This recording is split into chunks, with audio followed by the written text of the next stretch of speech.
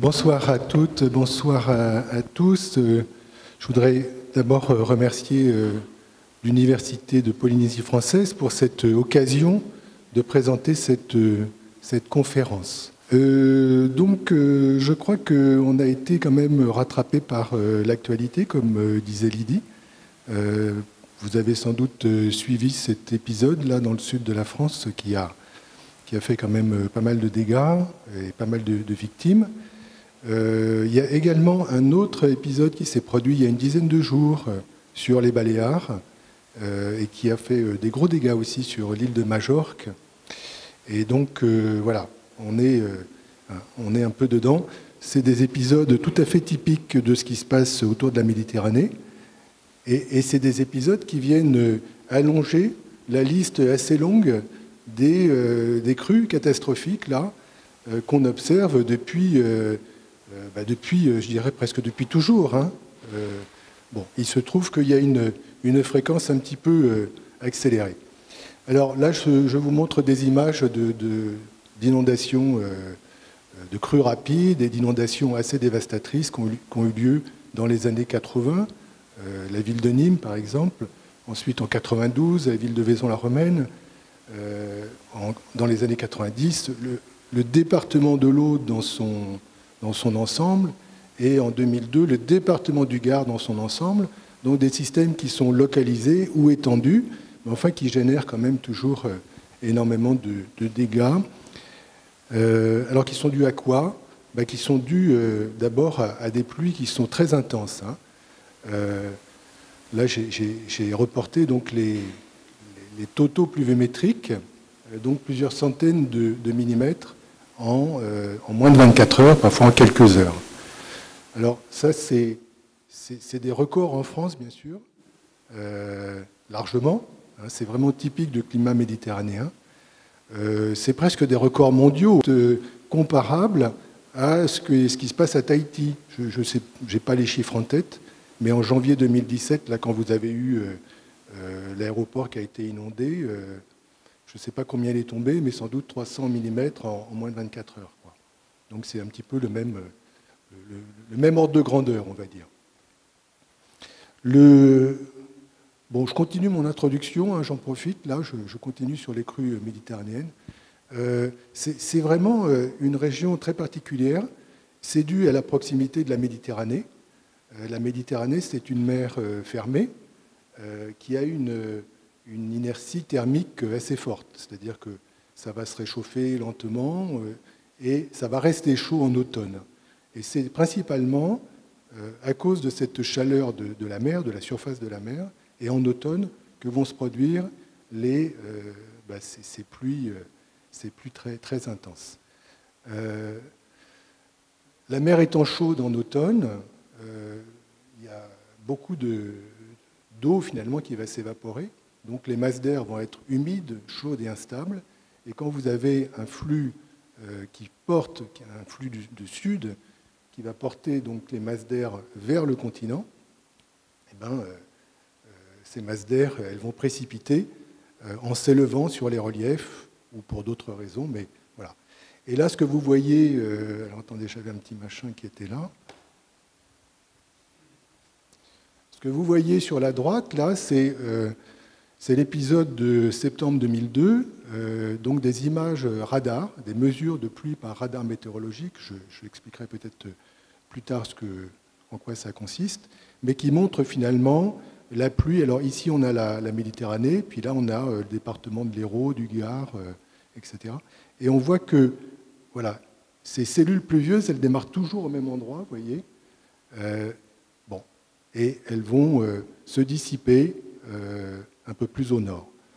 Et en fait, c'est la Méditerranée qui constitue un réservoir d'humidité. Il y a une espèce de pompe qui renouvelle constamment les masses d'air humides qui vont précipiter. C'est des systèmes qui sont stationnaires. Et c'est ça qui explique qu'on va avoir des dizaines, des centaines de millimètres qui vont s'accumuler en quelques heures.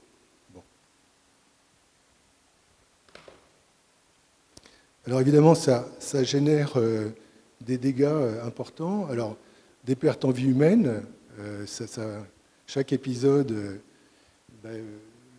pour chaque épisode, il y a entre 10 et peut-être 50 victimes déjà, et ensuite des dégâts aux infrastructures routières, ferroviaires, aux biens, aux maisons, et donc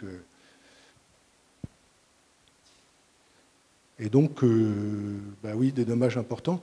On chiffre pour chaque épisode à pratiquement un demi-milliard, entre un demi et 1 milliard d'euros, le montant des dégâts. Donc ça veut dire quand même qu'on a des enjeux qui sont élevés et qui justifient finalement qu'on s'intéresse de près à la genèse de ces crues, de ces inondations, et les moyens qu'on a de s'en protéger. Alors, ça n'existe pas évidemment que dans le sud de la France, ça existe partout.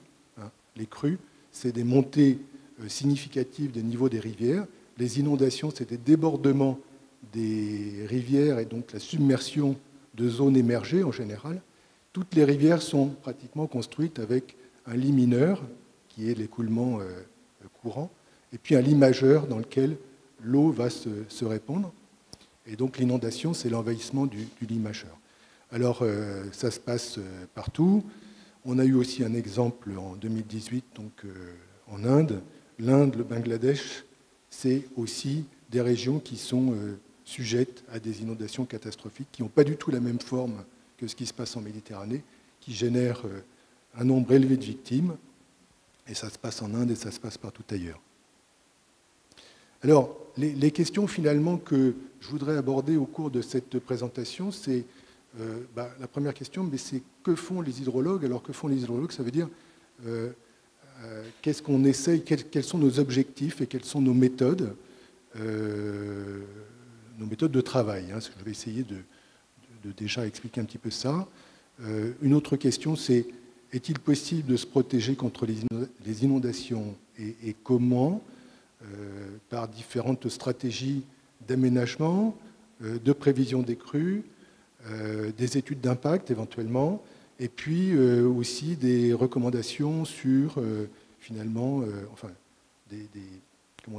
des aspects qui portent plutôt sur l'éducation, la sensibilisation des populations, et donc l'éducation au risque, quoi. Autre question, c'est quel est l'impact du changement climatique sur les inondations? C'est vrai que le changement climatique, on a tendance à lui mettre beaucoup de choses sur le dos. Il y a quand même des confusions. Et je vais essayer de faire un petit peu la part des choses entre ce qui est finalement impact du changement climatique et puis ce qui est on va dire, caractéristiques régionales, historiques. On va essayer de faire la part des choses. Et pour finir, une dernière partie pour discuter un petit peu de l'état des connaissances à Tahiti sur les crues, sur les inondations, et puis peut-être les points qu'on peut éventuellement renforcer pour se protéger plus efficacement. Donc je commence par mais que font les hydrologues? Je dirais d'abord que les hydrologues n'ont pas de baguette magique et n'ont pas la faculté de faire disparaître les inondations, ça c'est bien clair. Les hydrologues, ils essayent de fournir les éléments d'aide à la décision, justement, pour tout ce qui est protection contre les inondations. Alors ces éléments-là, c'est par exemple, on nous demande souvent quel est le niveau qui va être atteint dans la rivière tous les 10 ans, tous les 20 ans, tous les 100 ans, peut-être même plus. Ça, c'est en vue de construire certains aménagements, en vue de construire et de dimensionner des aménagements. On nous demande aussi quel est le débit qui va passer par là dans 2 heures, dans 12 heures ou dans 24 heures. Ça, c'est la prévision de crue. On nous demande aussi comment, finalement, un projet d'aménagement ou une modification du bassin, l'urbanisation, de la déforestation, va modifier les crues localement. Voilà, c'est les principales questions qu'on nous pose et auxquelles on essaye de répondre. Alors, notre objet d'étude, c'est un petit peu ça, vous voyez. C'est ce que j'appelle l'hydrogramme de crue. Alors l'hydrogramme de crue, c'est la variation des débits en fonction du temps. L'axe du temps ici est en abscisse. Et donc vous voyez que la crue, pour l'hydrologue, elle est représentée un petit peu comme ça. C'est-à-dire qu'on a une pluie, bien sûr, et suite à la pluie, on a une montée de crue, un pic de crue, une décrue, voilà, avec un certain nombre de caractéristiques qui sont utiles pour dimensionner les ouvrages ou d'autres applications. Ce qu'on voit aussi sur le graphique, là, c'est que vous avez différentes contributions à la crue.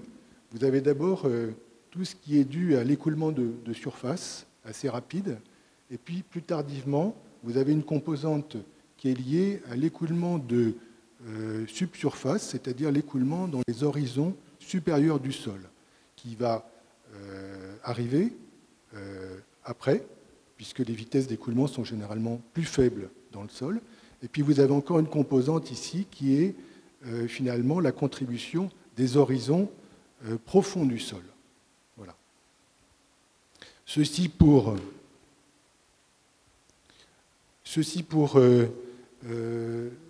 insister un petit peu sur la complexité des mécanismes qui forment les crues. Sur ce graphique-là, je représente finalement quoi? La coupe d'une vallée, la rivière au milieu, et puis un versant à gauche, un versant à droite.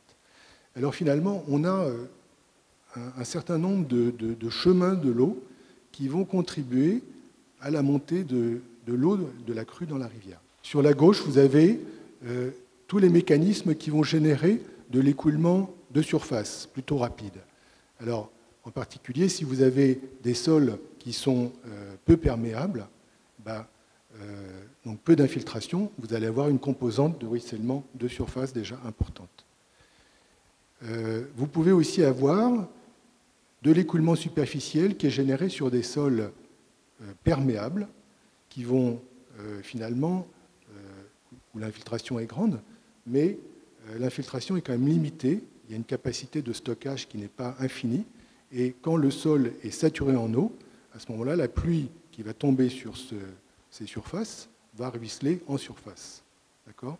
Et puis, vous avez d'autres possibilités de produire de l'écoulement de surface, par exemple, par exfiltration d'un écoulement dans le sol.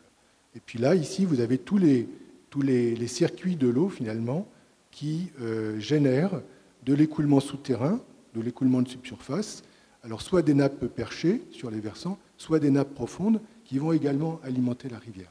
Tous ces processus sont susceptibles de se combiner et finalement, ça peut être très variable d'un endroit à l'autre et il est important de les identifier. Alors les processus, ils sont liés à l'infiltration et au ruissellement, c'est un petit peu ce que je vous ai montré avant, bien sûr, quand il pleut, et puis quand il ne pleut pas, il y a finalement tous les processus d'évaporation qui vont contribuer à assécher le sol, soit d'ailleurs par évaporation, soit par percolation profonde. Et donc, voilà, le stock en eau du sol va être plus ou moins important au moment de la pluie suivante. Et en fait, ce stock en eau, donc les conditions initiales au moment du début de la pluie, les conditions initiales du sol sont très importantes pour finalement la réponse du bassin et la crue que va générer la pluie.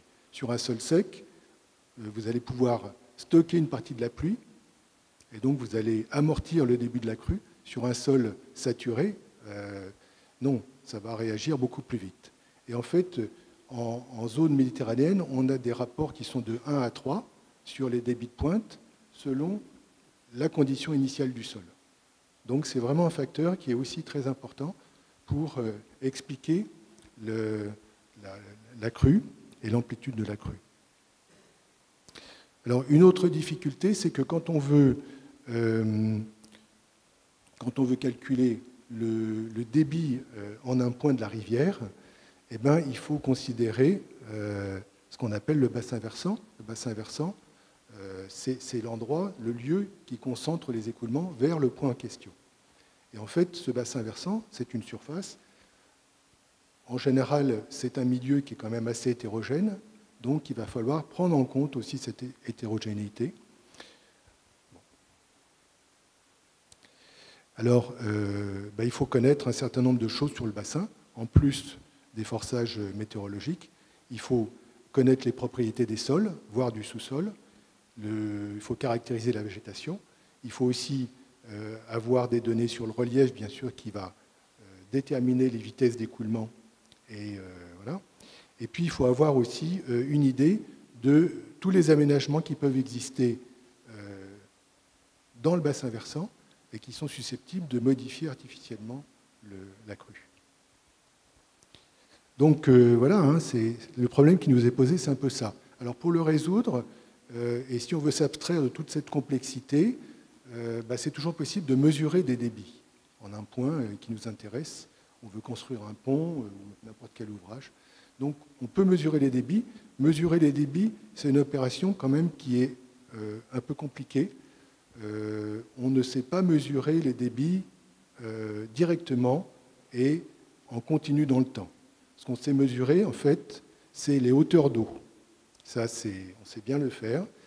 Mais pour passer des hauteurs au débit, il faut avoir également des mesures de vitesse dans le cours d'eau qui sont faites pour l'instant, la plupart du temps, manuellement, en trempant des hélices dans la rivière ou par d'autres techniques. Quand on a finalement un certain nombre de mesures de vitesse qui correspondent à certains niveaux, eh bien on fait ce qu'on appelle la courbe d'étalonnage de la section, qui est ici, et qui donne la correspondance entre la hauteur et le débit de la rivière. Et à ce moment-là, on convertit la série des hauteurs qui est disponible en débit. Donc vous voyez que c'est quand même une opération qui est relativement lourde, et en plus, c'est bien, on s'intéresse à un point, mais si on veut le débit en un autre point, il faut refaire toute la mesure.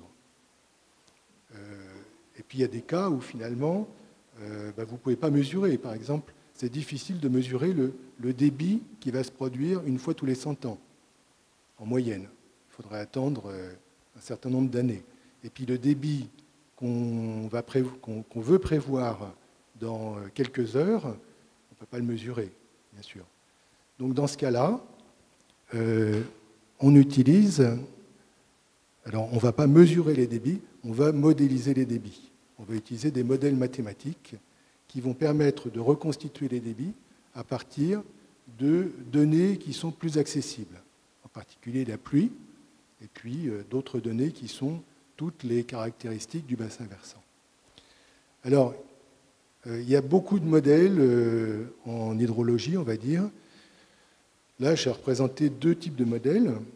Un modèle, vous voyez sur la gauche, qui est très détaillé et qui représente explicitement tous les compartiments du bassin versant, la surface, la zone racinaire, la zone non saturée, et puis la zone saturée qui est en bleu en dessous. Et les échanges entre tous ces éléments sont régis par des lois physiques qu'on connaît, voilà, qui existent depuis longtemps. Et puis sur la droite, on a une représentation qui est beaucoup plus schématique du bassin versant.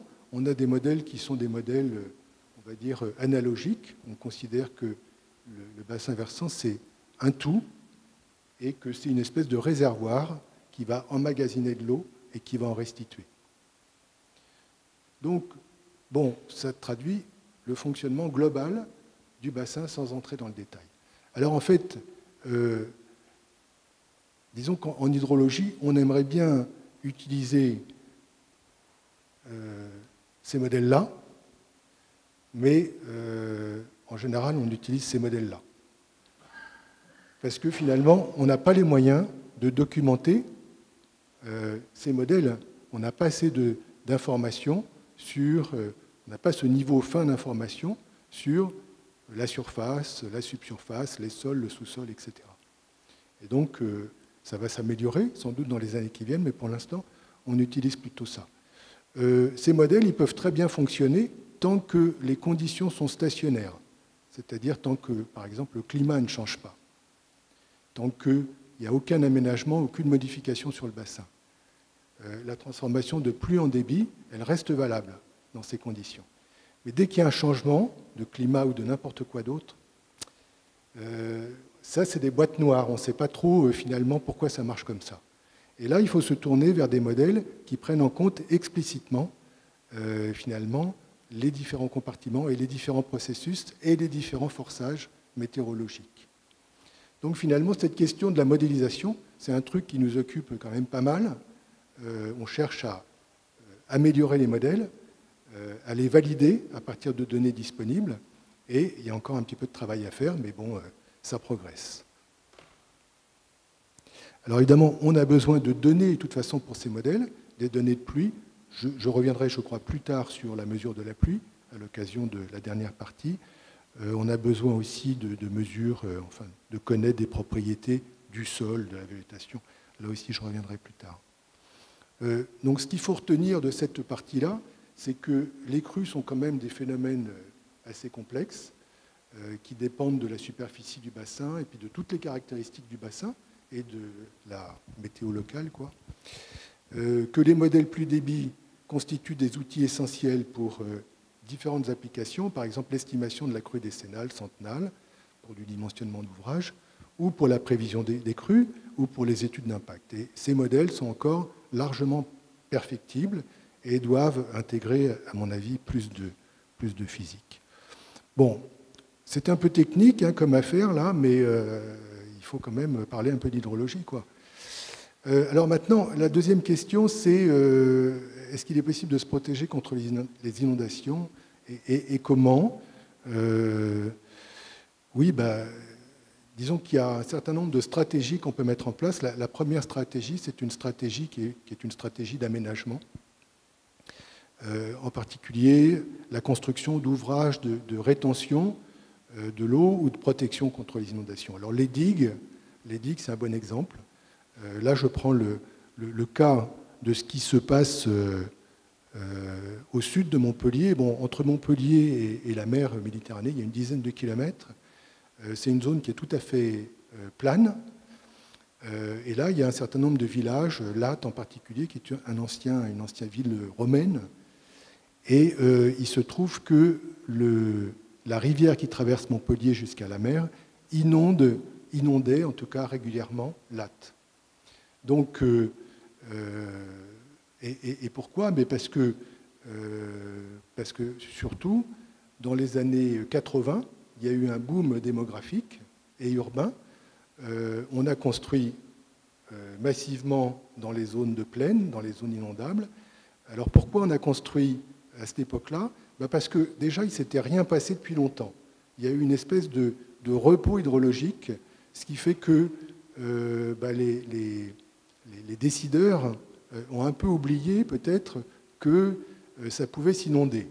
Ou alors ça les arrangeait de l'oublier, je ne sais pas, mais voilà. Donc c'est ce qui s'est passé. On a urbanisé, et puis à l'orée des années 90, il y a eu des inondations successives. Alors, bon, on a dit, oui, on va construire des digues, c'est ce qui s'est passé, donc tout le long du Lèze, avec en plus ici un déversoir pour dérouter le surplus et éviter que les digues soient submergées. Bon, c'est des ouvrages qui sont tout à fait efficaces, là, jusqu'à preuve du contraire, et qui sont assez pertinents, qui ont un coût, bien sûr, mais bon, c'est une solution. Une autre solution qui a été mise en place un peu au nord de Montpellier, dans la région Cévenol, là, après les crues de 1958, qui ont été des crues vraiment sévères, on a dit, bon, on va essayer de limiter finalement les crues en construisant des barrages en amont. Alors, ces barrages, ils ne sont pas destinés à retenir l'eau en permanence. Ils ne sont pas destinés à faire de l'électricité, ils ne sont pas destinés à faire de l'irrigation, ils sont juste destinés à stocker temporairement l'eau et à la relâcher avec un débit, bien sûr, très inférieur. Donc, ils ont tous des portes ouvertes dans le bas du barrage, et donc, voilà, leur fonction, c'est de stocker l'eau, de la relâcher progressivement pour qu'il soit vide à la crue suivante. Et c'est ce qui se passe. Et donc, c'est aussi une protection relativement efficace sur tout ce qui se trouve en aval, quoi. Donc ça a plutôt bien marché, mais ça aussi, ça a un coût. Et alors, il y a quand même des questions qui se posent là sur les aménagements. D'abord, des questions de sécurité. Vous voyez ce barrage-là, un des 3 barrages dont je vous parlais. En 2002, il a failli être emporté, il a été submergé. Bon, je pense qu'il y avait encore un peu de marche, mais voilà. Quand vous avez une rupture d'ouvrage, que ce soit un barrage ou une digue, dans ce cas-là, le remède est pire que le mal, ça c'est clair. Donc, il faut que ces constructions d'ouvrages soient faites dans un souci de sécurité absolu, ou quasi absolu. Une autre question, c'est, ben oui, ça coûte quand même de l'argent, et donc finalement, qui est-ce qui va payer? Qu'est-ce qui paye ces ouvrages? Et qu'est-ce qu'on est prêt à accepter de payer? Parce que finalement, c'est le contribuable qui paye tout ça. Jusqu'où on est prêt pour aller, jusqu'où on est prêt pour se protéger contre le risque de crue? Moi, c'est une question dont je n'ai pas la réponse, mais enfin qu'il faut avoir à l'esprit. Et c'est ce qui a motivé dans les années 90 qu'on s'est mis un petit peu à vouloir réglementer l'urbanisation. Et réglementer l'urbanisation, ça veut dire, ça coïncidait avec la mise en place des plans de prévision des risques d'inondation, qui consistait finalement à analyser pour chaque zone urbaine située en zone inondable, essayer de faire un zonage avec les zones qui sont finalement inondables, enfin qui sont soumises à un fort aléa inondation, comme on dit, et puis les zones qui sont peut-être moins exposées. Alors ça demande finalement une estimation assez précise des apports qui peuvent passer dans la rivière, et puis une estimation également précise de la représentation des débordements pour réussir ce zonage. Ce n'est pas du tout évident. Bon. Mais c'est quand même quelque chose d'intéressant, et ça a permis finalement de limiter un petit peu les constructions en zone inondable. À défaut, bon, enfin, ça a bien marché, sauf que l'existant est toujours inondable. Et l'existant n'a pas été remis en question, sauf qu'on ne peut plus construire dans des zones qui sont classées en rouge. Après, on peut aussi orienter l'urbanisation en disant les zones rouges, on va peut-être construire des terrains de foot ou des aménagements qui sont moins vulnérables et moins sensibles. Ce n'est pas une mauvaise idée non plus. Bon, une troisième stratégie, c'est tout ce qui a trait à la prévision. La prévision avec quelques heures, éventuellement quelques jours d'anticipation, mais enfin, pour les crues méditerranéennes, si on arrive à quelques heures, c'est déjà pas mal. Alors là, vous avez un exemple de la carte de vigilance Vigicru du début de la semaine, qui montrait que, effectivement, tout le cours inférieur de l'Aude était en niveau d'alerte rouge.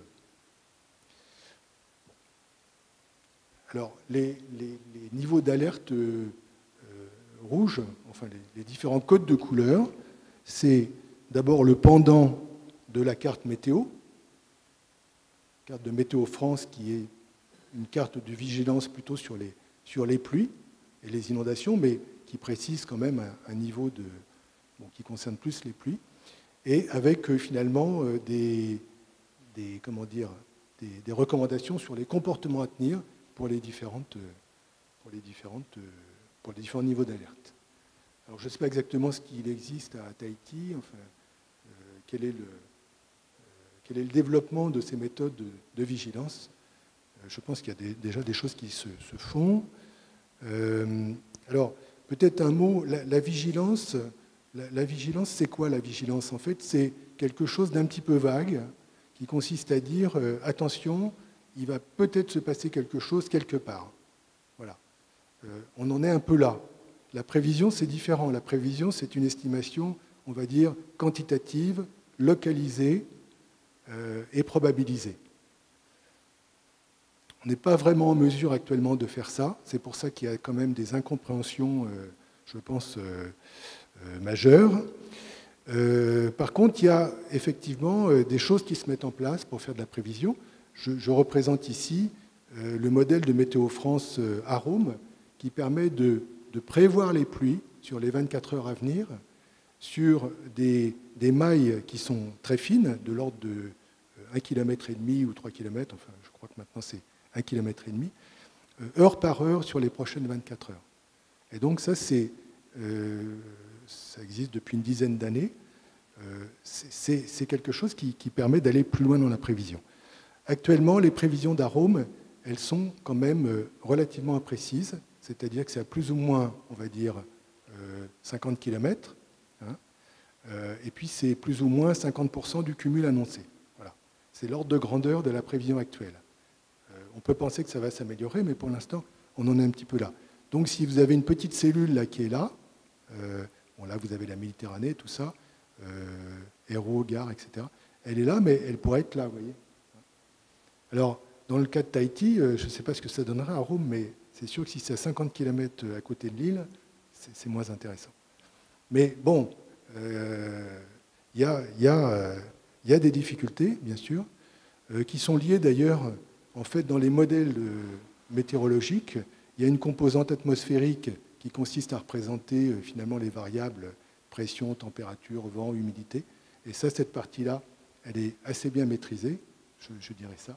Et puis, il y a une partie aussi qu'on appelle la partie microphysique.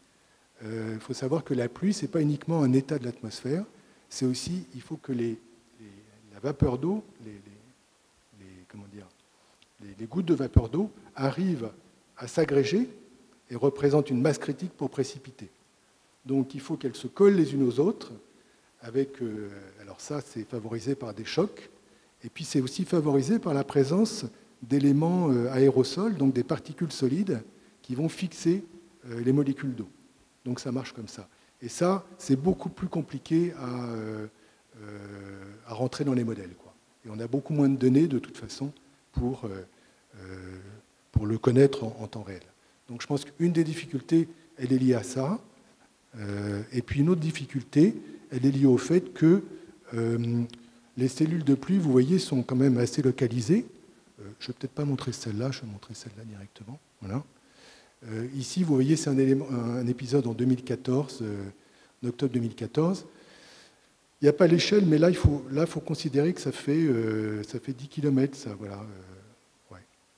Et donc, l'extension des cellules pluvieuses, finalement, elle est quand même très, très faible. Elle est de l'ordre de 10 km, justement. Et c'est pas facile d'être précis, d'être aussi précis que ça. Actuellement, c'est pas possible. Donc, si on travaillait sur des grands systèmes pluvieux, des grands systèmes cycloniques, ça marcherait peut-être beaucoup mieux. Mais là, sur des petites cellules d'extension très limitée, c'est quand même difficile. Voilà un petit peu l'état de la prévision, avec des progrès attendus, bien sûr. Pour résumer un petit peu cette partie-là, donc, on peut optimiser un certain nombre de moyens de protection, améliorer la prévision, des stratégies d'aménagement d'urbanisation. J'en ai pas tellement parlé, mais tout ce qui concerne le développement de la culture du risque, c'est-à-dire, alors la culture du risque, c'est peut-être mettre en place des plans de secours à l'échelle des communes, mais avant la catastrophe, pour dire, attention, si l'eau arrive à tel niveau, voilà ce que vous devez faire.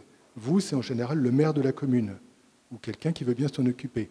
Et à ce moment-là, il y a une liste d'instructions, bloquer telle ou telle route, sécuriser, fermer les écoles, enfin bon, voilà. Donc ça, c'est le checklist finalement à faire avant la crise. Pendant la crise, c'est diffuser largement l'information à la radio ou par d'autres médias, par des réseaux sociaux, des choses comme ça. Et puis c'est finalement éduquer et adapter les comportements à la situation. Parce que la plupart des victimes dans ces inondations, c'est toujours finalement des automobilistes qui ont été bloqués par les eaux, qui ont été emportés par les eaux. Alors, bien sûr, ça peut arriver, mais peut-être que il faut insister sur le danger que ça représente. Je crois que d'ailleurs, depuis une dizaine d'années, on a bien compris qu'il y avait un réel danger, à tel point que je crois qu'il y a pas mal de gens qui hésitent maintenant à venir s'installer dans le sud de la France pour ces raisons-là. Voilà. Ce n'était pas forcément le cas il y a 10 ans, on n'avait pas du tout cette perception, mais voilà, ça s'est développé. Bon, Autre question, c'est alors quel est l'impact du changement climatique sur les inondations? Alors, je dirais d'abord que le changement climatique, c'est une réalité. Le changement climatique, c'est d'abord une augmentation des températures à la surface du globe. Je crois que tout le monde est d'accord là-dessus. Ça varie à l'horizon 2100 entre 2 et 6 degrés peut-être. C'est inégal selon les parties du globe. Mais enfin, bref, en moyenne, ça se réchauffe. Et ça se réchauffe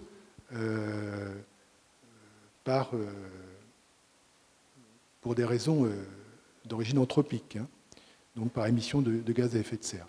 Alors, la température, ok, les pluies et les crues, ça dépend de la température, bien sûr, mais ça dépend de pas mal d'autres facteurs qui ne varient pas forcément dans le même sens que la température.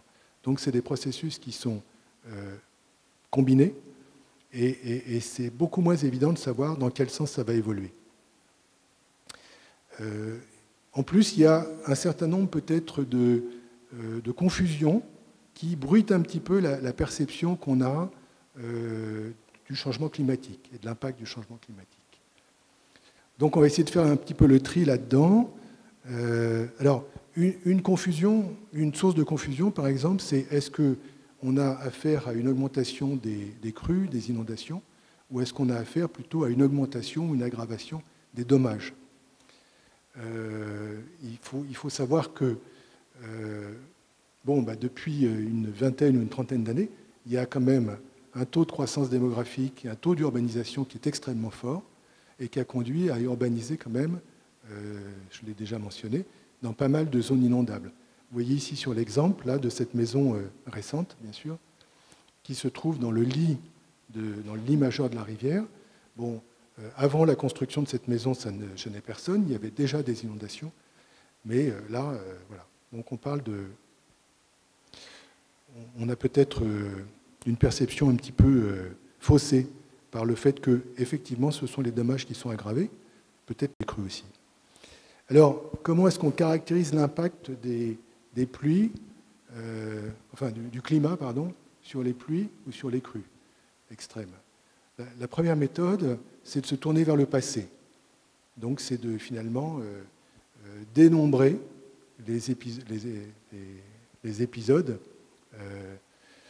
et puis de voir s'il y a une tendance à l'augmentation, à la diminution. Alors, sur ce graphique, vous voyez finalement le nombre de pluies qui ont dépassé 190 mm en une journée au cours des différentes années. Bon. Et en fait, quand on regarde ce graphique et quand on le traite statistiquement, on ne voit pas de tendance systématique à l'augmentation. Alors, on manque un petit peu de recul historique. Peut-être qu'on n'a pas une série assez longue. Et cette série s'arrête en 2001, je crois, celle-là. Donc, peut-être qu'on a manqué finalement les dernières années qui étaient plus significatives. Une autre étude qui a été faite un petit peu dans le même style et qui a consisté cette fois à affiner le découpage en sous-régions et puis à regarder un petit peu la tendance, elle a conclu que finalement on avait une augmentation des pluies journalières qui était de 4 à 8% dans certaines zones, dans 3 zones, les zones 1, 2 et 3 qui sont ici, et pas dans les autres. Ces zones 1, 2, 3, elles représentent les zones montagneuses, donc il y a une certaine logique à avoir cette augmentation. Bon, mais là encore, c'est une étude qui n'a pas pris en compte les années après 2004. Alors, une solution, c'est de se tourner vers les données historiques. Les données historiques, dans le sud languedocien, il y en a beaucoup. Vous voyez ici, dans chaque village, on a des niveaux de crues qui ont été inscrits. Et ce que vous voyez ici, je ne sais pas si vous le voyez nettement, sur le mur de l'église là, qui est au bord de l'Hérault, vous avez 3 siècles de marques d'inondation avec les niveaux respectifs. Donc ces séries-là, on peut, avec des méthodes appropriées, les intégrer dans les analyses statistiques. Et ça permet effectivement de relativiser, vous voyez, l'augmentation des pluies. Des témoins comme ça, il y en a plein le département, enfin il y en a plein la région, ça remonte même pour les plus anciens 1634. Bon. Donc ça, c'est intéressant pour nous. Si on n'a pas ce genre d'informations, on peut se tourner vers des méthodes qu'on va qualifier de paléohydrologiques. Alors la paléohydrologie, si vous voulez, ça a été appliqué dans le cas de la rivière le Gardon, dans la zone encaissée du Gardon, dans les gorges du Gardon, dans la falaise calcaire, dans la paroi calcaire des gorges, vous avez un certain nombre de cavités qui ont été remplies par les différentes crues. Les différentes crues qui se sont produites au cours du dernier millénaire, voire avant. Et donc il est possible de faire des coupes sédimentaires dans ces cavités et de dater la stratigraphie des sédiments. Alors après, en fonction de la granulométrie, par exemple, ou en fonction des datations de déchets, enfin d'objets organiques au carbone 14, on arrive à reconstituer l'histoire des crues et les niveaux qui ont été atteints par ces crues, alors sur des périodes qui sont beaucoup plus longues. Et là, le résultat ici, c'est que dans le cas du Gardon, on voit une activité de crue assez intense au XVe et XVIe siècle, avec des niveaux qui sont comparables à ceux qui ont été atteints en 2002. Donc ça permet de recaler un petit peu la période de retour, finalement, de l'événement contemporain qu'on avait du mal à qualifier auparavant. Alors la deuxième méthode pour caractériser l'impact du climat sur les extrêmes, c'est d'utiliser les projections, on se tourne vers le futur cette fois, les projections des modèles climatiques. Alors les modèles climatiques, c'est des grosses machines là, qu'on voit ici, qui prennent en compte finalement toutes les composantes du climat, l'atmosphère, les surfaces continentales, l'océan, donc avec un découpage en mailles en 3 dimensions, voilà, et qui vont, et dans lequel finalement, alors c'est des lois physiques qui vont régir les échanges entre les différentes unités, les différentes mailles, et puis on va intégrer dans ces modèles des scénarios de modification des concentrations des gaz à effet de serre. Voilà, ça marche comme ça. Ces modèles, le climat, c'est une affaire tout à fait globale. Ce n'est pas local, hein, je veux dire, il faut appliquer ces modèles sur l'ensemble du globe pour avoir quelque chose qui soit réaliste au niveau du climat. Et donc, ça veut dire que finalement, on va utiliser des mailles, dans un premier temps, qui sont assez larges, qui sont typiquement de l'ordre de 100 ou 200 km de large. Bon, ça, c'est une limitation quand même des modèles. Alors, après, il est possible d'utiliser ces modèles globaux comme conditions aux limites de modèles régionaux qui vont fonctionner avec des mailles beaucoup plus fines. Donc, on va imbriquer les modèles les uns dans les autres en partant du modèle global et en utilisant le modèle global pour fixer les limites là, des modèles régionaux de plus en plus fins. Sinon, on n'a pas les possibilités de calcul qui permettraient de faire tout le globe à une résolution très fine. Alors, le problème de ces modèles, c'est des effets d'échelle. Vous voyez qu'ici, en fonction de la taille de la maille, vous allez voir très différemment le relief, de façon plus ou moins fine. Arpège, ça doit être, je ne sais plus, 150 km peut-être. Aladin, 50 km. À Rome, c'est de l'ordre de, ici, 3 km. Bon. Tahiti n'apparaîtrait pas dans Arpège et à peine dans Aladin, quoi. L'autre problème, c'est qu'on a des pluies quand même qui sont très, très localisées et qui vont être mal représentées quand même dans certains modèles, sauf si on travaille à des résolutions très fines. Alors, il y a beaucoup de résultats qui ont été produits sur finalement l'évolution des crues. Et ce n'est pas toujours facile de faire la part des choses. Dans cette étude-là, par exemple, on utilise un modèle global, donc avec une résolution assez large, 150 km, pour prévoir finalement l'évolution des crues centenales La crue centenale, c'est la crue qui arrive en moyenne une fois tous les 100 ans, entre 2000 et 2100. Donc on part d'une crue centenale en 2000, et puis on regarde quelle sera sa période de retour en 2100. Alors si la période de retour augmente, ça veut dire que la crue est plus rare, et donc en gros, les crues diminuent en fréquence. Le rouge, donc, c'est une diminution des crues en 2100, et le bleu, c'est une augmentation des crues.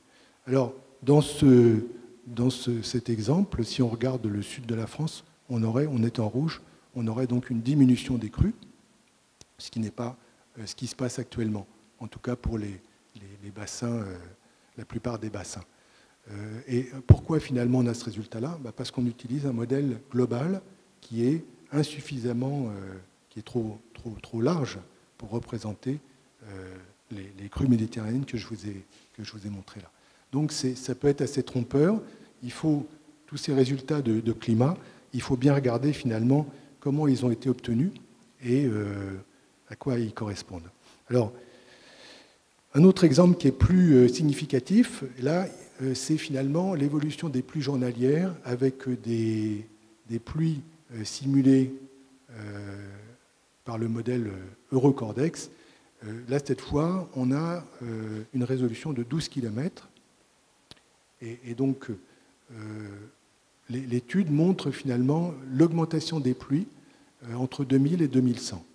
Et là, on voit que, alors il y a deux scénarios qui ont été utilisés, un scénario moyen et un scénario pessimiste ici. Non, pardon, pessimiste ici et un scénario moyen pour les pluies d'été, enfin pour la période hiver, pardon, et pour la période été.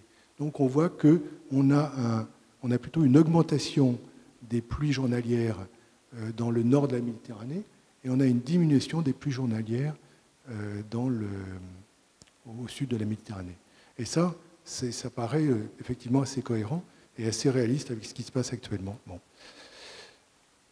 Donc, ce que je dirais pour en finir avec résumer cette partie de changement climatique, c'est des confusions sans doute à éviter entre changement climatique ou augmentation de la vulnérabilité, peut-être même augmentation de la couverture médiatique, puisqu'on en parle de plus en plus souvent. Et ça peut aussi bruiter le signal du changement climatique. On a des outils qui sont encore assez limités. On n'a pas assez de données pour les analyses statistiques. Alors, on peut recourir à des méthodes un petit peu alternatives, données historiques, paléohydrologie. Et pour les modèles de climat, finalement, on a encore des échelles qui sont un peu trop larges.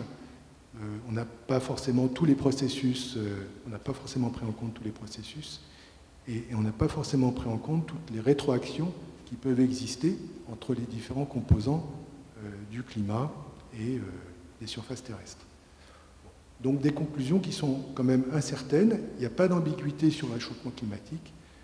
C'est sans doute plus complexe dans le cas de processus combinés. Voilà. Alors, dernière partie, c'est finalement ce qui se passe un petit peu à Tahiti, là. Donc, en ce qui concerne les crues tahitiennes, bon, on a beaucoup parlé des crues du sud de la France. Les crues tahitiennes, elles ont quand même pas mal de points communs avec les crues que je vous ai présentées jusqu'à présent. Bon, déjà, il y a eu un certain nombre d'études qui ont été faites sur le sujet. Ça a commencé dans les années 90, travaux de Lorstom, par exemple, le BRGM aussi, qui avait commandité des études sur l'hydrologie des bassins tahitiens, et puis des études ensuite qui ont été faites à l'université de Polynésie française.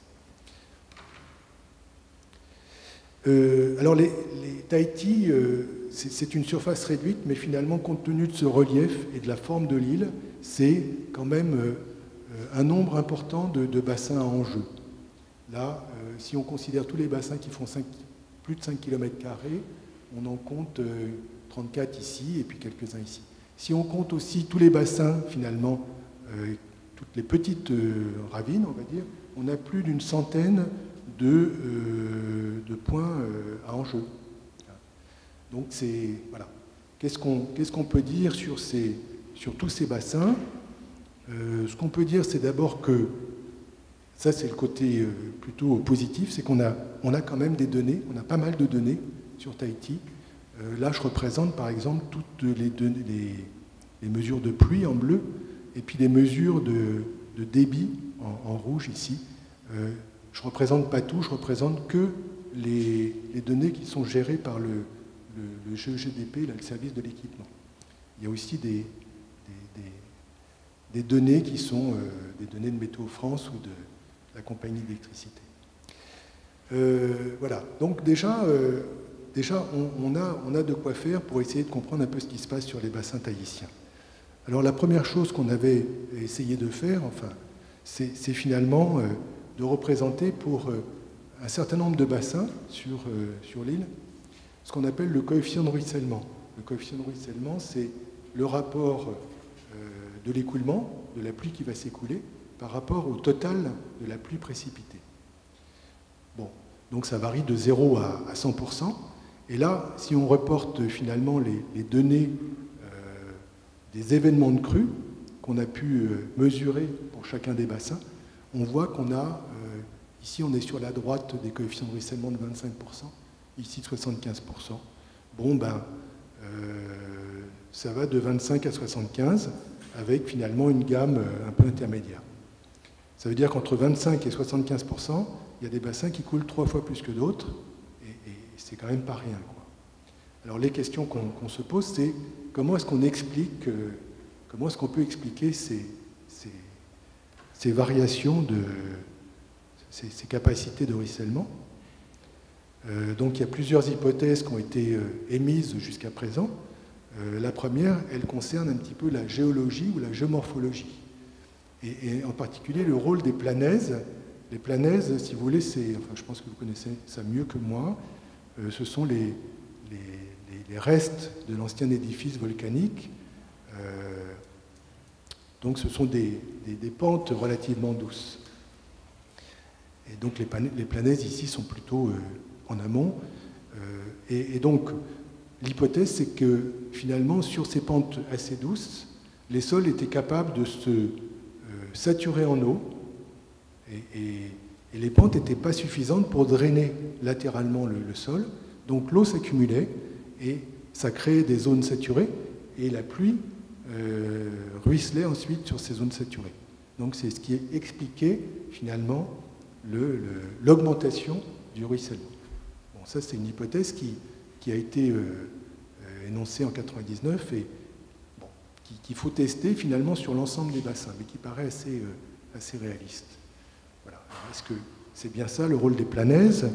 Bon, je vais passer là-dessus.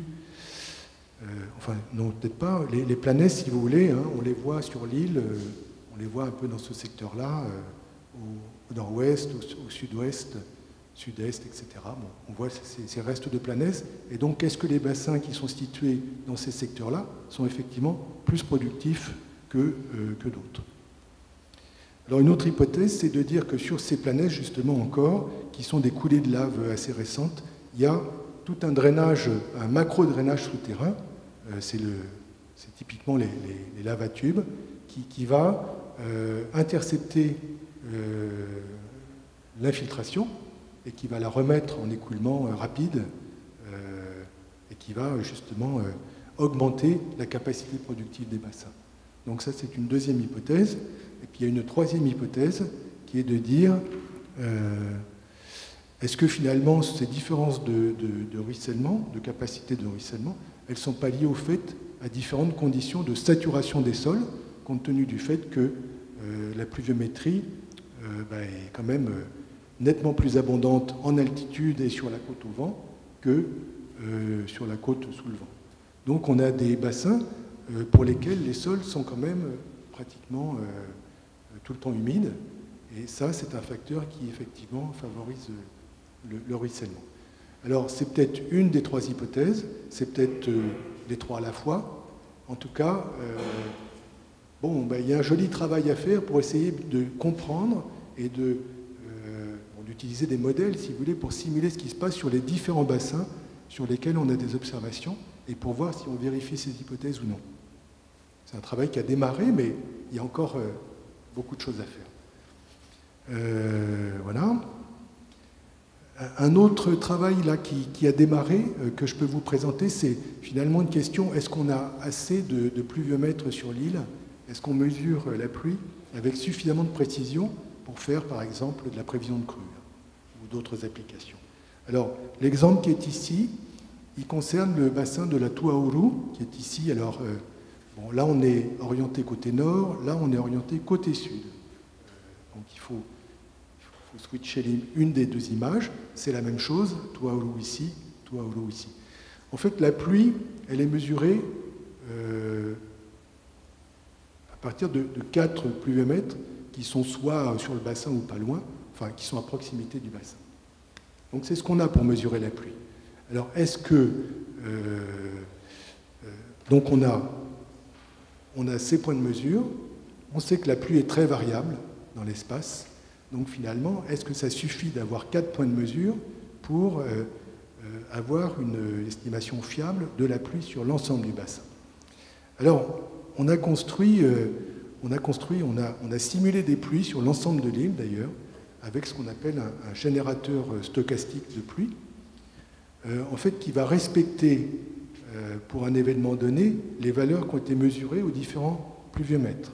Mais entre les pluviomètres, ce générateur stochastique, il va construire des pluies par tirage au hasard dans des lois statistiques qui concernent finalement les corrélations spatiales qu'il peut y avoir entre deux points ou les corrélations temporelles qu'il va y avoir entre les différentes intensités.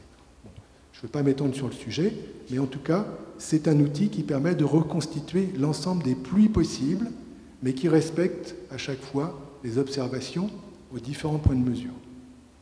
Alors là, vous avez un exemple ici, c'est des pluies horaires pour la date du janvier 2017, ok. Donc c'est ce qui a pu se passer sur l'île. C'est une réalisation possible de pluie. Et en fait, on va faire 500 ou 1000 réalisations possibles. Et ces 1000 réalisations possibles, ce sera les 1000 plus possibles qui auraient pu effectivement aurait pu être la réalité. Alors, quand on regarde sur le bassin de la Tuauru, déjà, on a des pluies qui varient dans un rapport 1 à 3 ou 1 à 2. Donc, toutes les pluies possibles qui respectent finalement les pluies observées aux différents points. Quand on bouche les trous, finalement, quand on bouche les trous, elles varient quand même du simple au double. Et ça, c'est dû au relief qui est très fort et à la très forte variabilité spatiale de la pluie. Alors, bon, d'accord, c'est un premier résultat.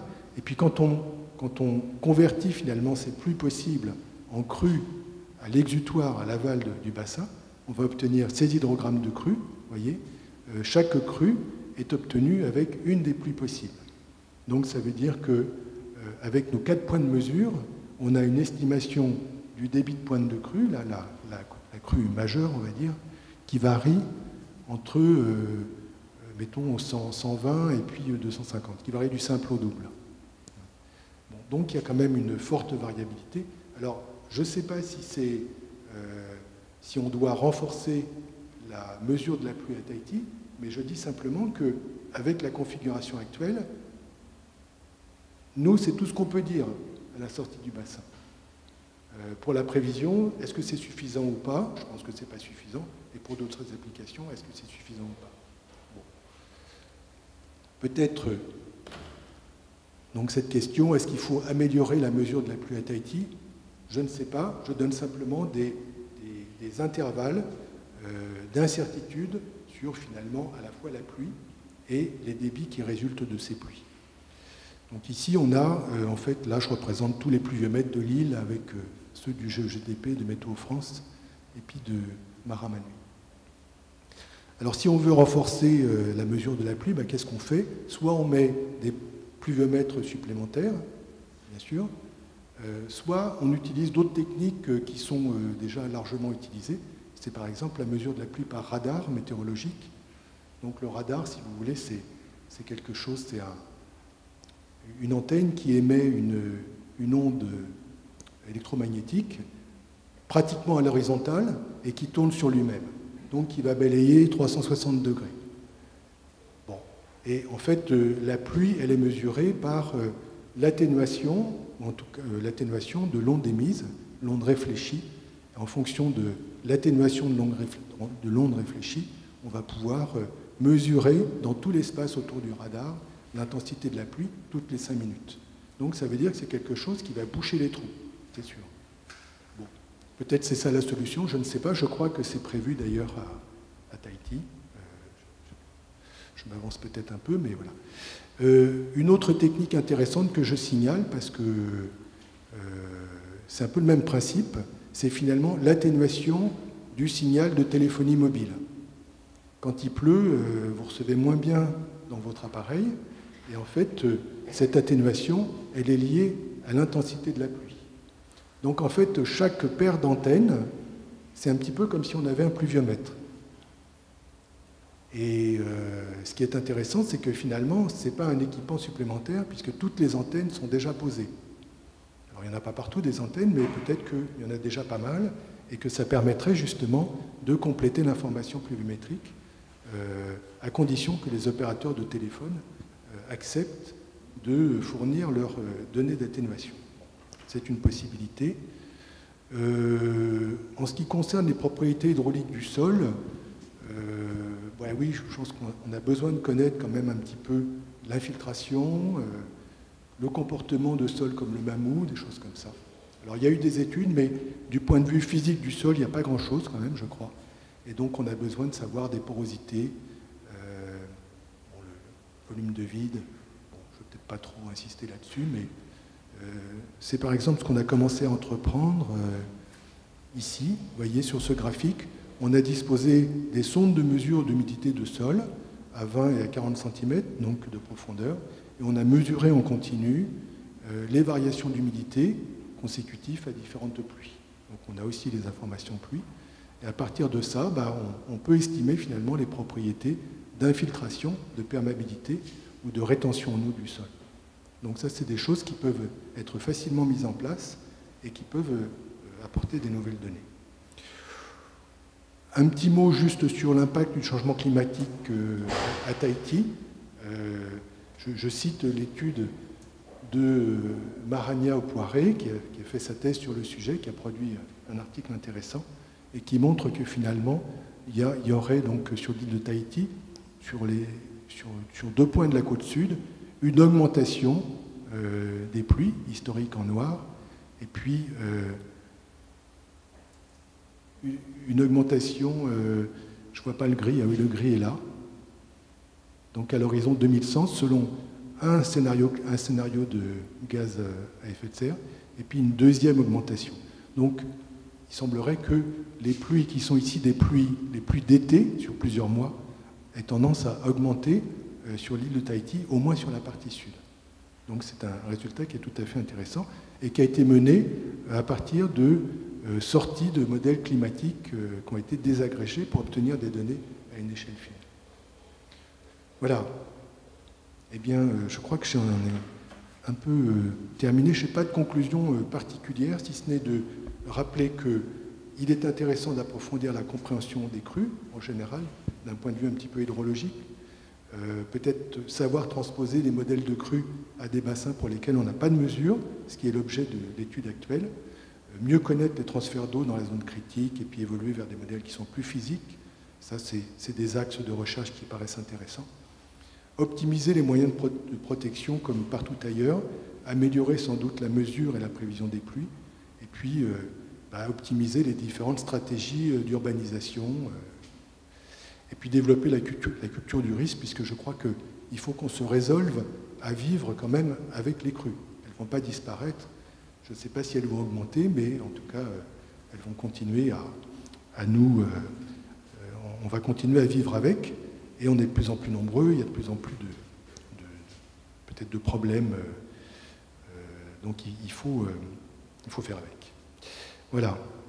Je vous remercie, j'étais un peu long. Donc merci pour votre attention. Là, je vous montre un petit diapo là, qui montre une petite expédition qu'on a fait en altitude pour aller récupérer avec les collègues de GEGDP qui nous ont guidés pour aller récupérer les données de pluie d'un pluviomètre qui est à 1000 mètres d'altitude. Et vous voyez que faire du terrain à Tahiti, c'est sans doute nécessaire, mais ce n'est pas toujours évident. Mais ça se fait. Voilà, merci pour votre attention. Et